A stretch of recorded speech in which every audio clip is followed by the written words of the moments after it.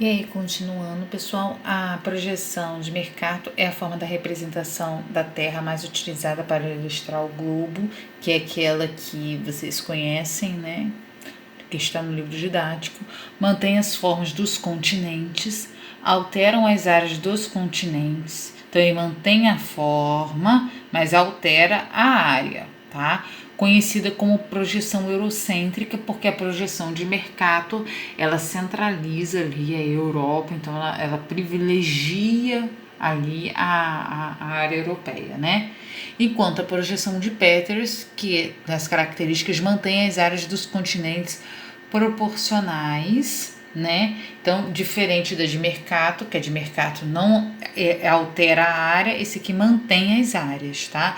A projeção de Peters também é uma projeção cilíndrica, mas ela é uma projeção cilíndrica equivalente. A daqui é conforme, tá? É cilíndrica conforme. Eu já vou explicar isso pro próximo slide para vocês, tá?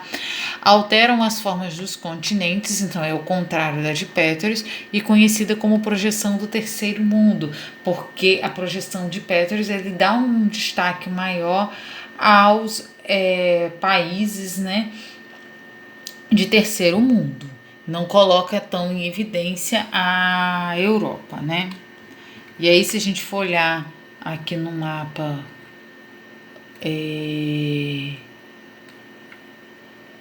aqui para trás, né?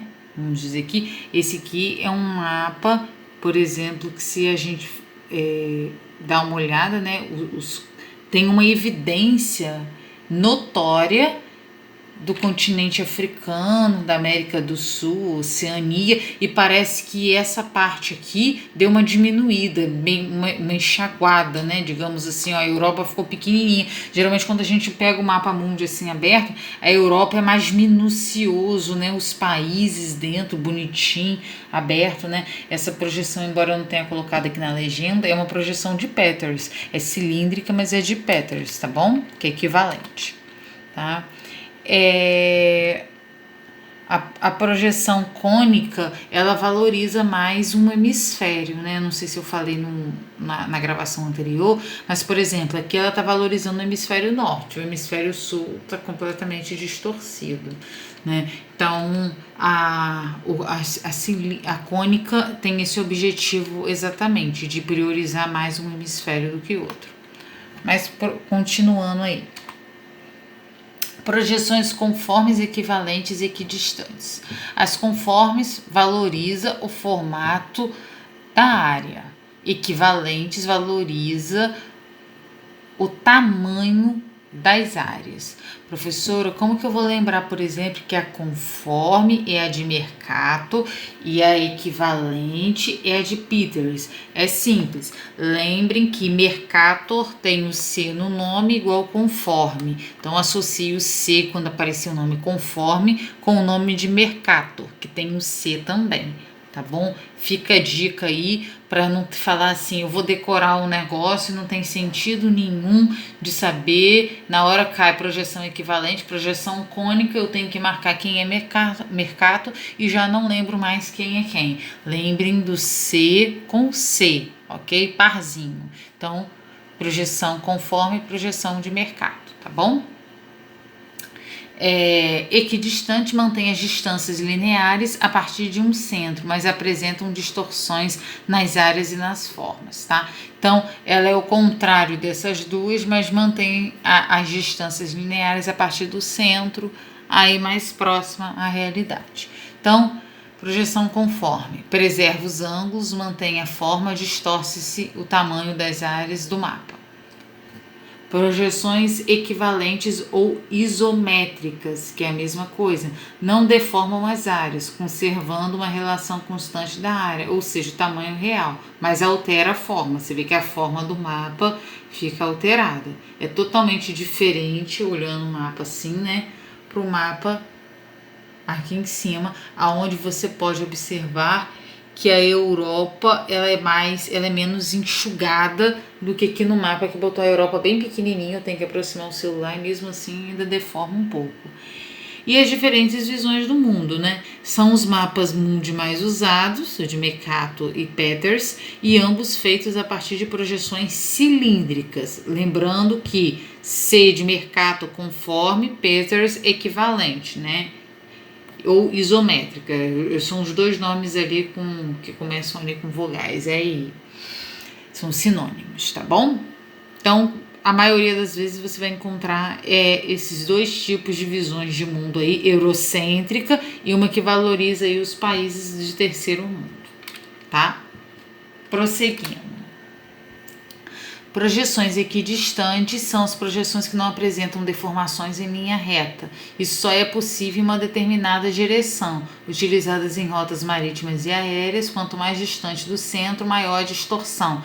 Quem é a projeção equidistante? A projeção equidistante é a projeção plana ou azimutal. Tá bom? É a utilizada pela ONU. Se cair na prova qual projeção que é usada pela ONU, não é Mercator e não é Peters. É projeção equidistante, azimutal, plana. Tá bom?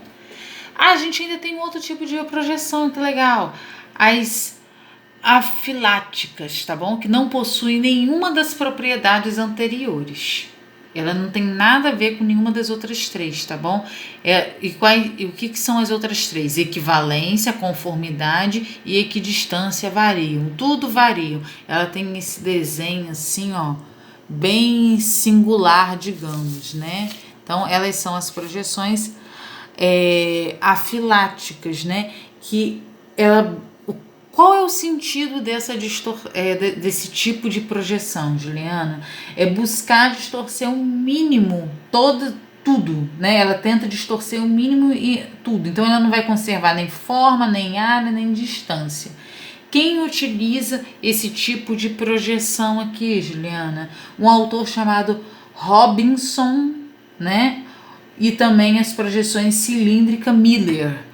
Mas acho mais difícil cair para vocês na SpaceX. Mas SpaceX a gente nunca pode ser 100%, não vai cair, tá? Então, se aparecer alguém com o nome de Robinson, tá falando das afiláticas. E também tem a projeção aqui, ó, de Goddard, que lembra, tem uma laranja. Quando ela é aberta, o pessoal costuma fazer esse tipo de projeção aqui, tá bom? Que vai ganhar esse formato aqui que realmente parece uma casca de laranja aberta, que faz esse sentido mesmo, como se fossem os formatos dos gomos, respectivamente. E as anamorfoses, que são os mapas esquemáticos sem escala cartográfica, né? Eles têm uma representação que forma grandes deformações, mas é de acordo com aquilo que é matematicamente calculado. Por exemplo, aonde eu encontro uma anamorfose, um mapa nesse estilo? Quando eu quero destacar para vocês o número, por exemplo, de pessoas que não respeitam a quarentena. Aí eles vão lá e colocam em São Paulo, no centro de São Paulo, coloca São Paulo imenso. Aí vai e coloca, de repente, outros estados, o Acre quase como um pontinho, porque quase ninguém sai lá. Enfim, ele faz uma distorção, é como se fosse uma sátira, né? Pensa na anamorfose como uma sátira.